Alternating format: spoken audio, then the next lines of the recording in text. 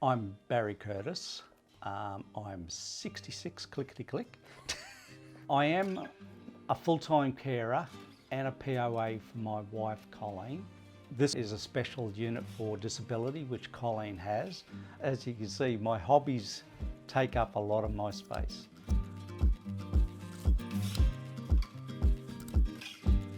I've never done jams before or pickles, so I collected a few recipes and whatever, I'll give it a try. To make these jams, it's just put your fruit in the pot, put your sugar in.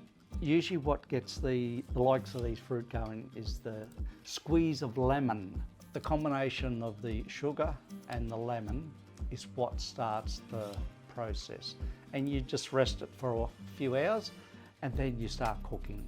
It just then becomes, it thickens.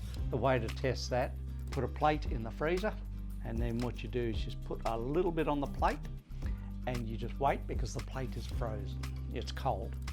And then what you do is just push it. If it stays like it crinkles up and just moves a fraction, you know you've got your mixture right.